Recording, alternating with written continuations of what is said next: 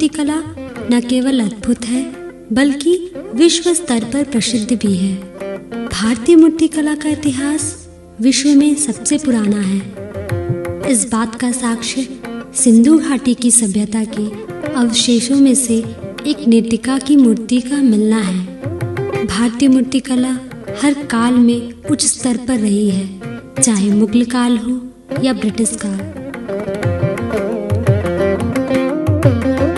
आधुनिक काल में श्री राम किंकर बैज को आधुनिक भारतीय मूर्तिकला के पिता का दर्जा दिया गया है, जो एक विपुल कलाकार थे।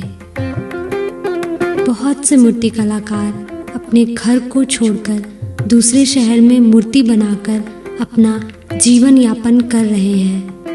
ये मूर्ति है जो हम बना रहे हैं। काम करते करते हमें 10 साल हो गए हैं। कभी तो ऐसा होता है मूर्ति बचती वो 150 रुपए बच जाते हैं और कोई हमारे पास रोड पे रहते रोजगार नहीं है। अब बच्चों के लिए पालने के लिए कोई ना कोई तो रोजगार करना पड़ता है हमें। क्या करें, कभी लगाते हैं मूर्ति बच जाती है तो घाटा भी आ जाता है, कभी 200 400 500 बच भी जाते हैं। भारत के कई शहरों में मूर्तियां बनाई जाती हैं, जैसे महाराष्ट्र, जयपुर, कलकत्ता आदि।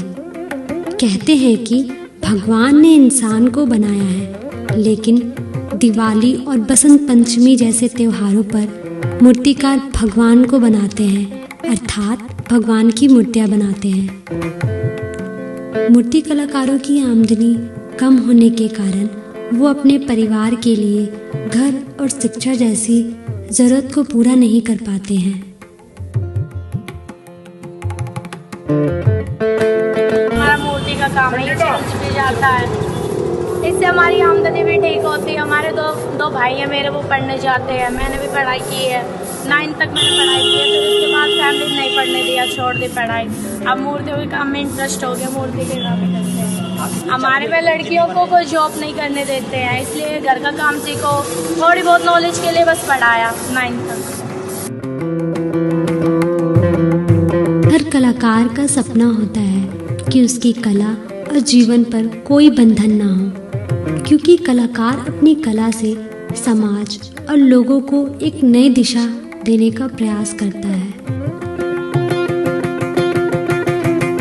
सतीश गुलजार और सुबोध गुप्ता जैसे भी प्रसिद्ध मूर्ति कलाकार हैं, जो न केवल राष्ट्रीय स्तर पर बल्कि विश्व स्तर पर पुरस्कारों से सम्मानित किए गए हैं।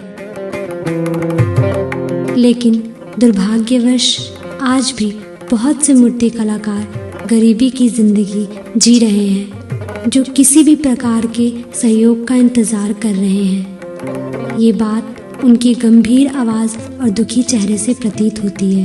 ऐसे है कि हम 20 साल से मूर्ति का धंधा करते हो यार, इसमें कुछ बचत नहीं होती है। मेरे एक गुजरमन खाने का निकल जाता है, इसमें बचत नहीं होती है।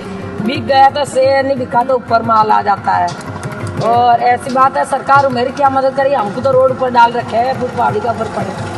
सरकार ने कुछ मदद नहीं करी है, गरीबों के अभी तक नहीं कर रहे हैं, तो क्या मदद करेगा।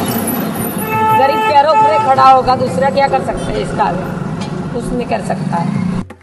परिणाम स्वरूप बहुत से मूर्तिकारों की कला गरीबी में ही दबकर रह गई है, जिसकी आवाज लोगों तक नहीं पहुंच पा रही है। इसी बात को ध्यान में रखकर वॉइस ऑफ स्टैचू मेकर भारतीय मूर्तिकला को विकसित करने के लिए एक महत्वपूर्ण प्रयास है।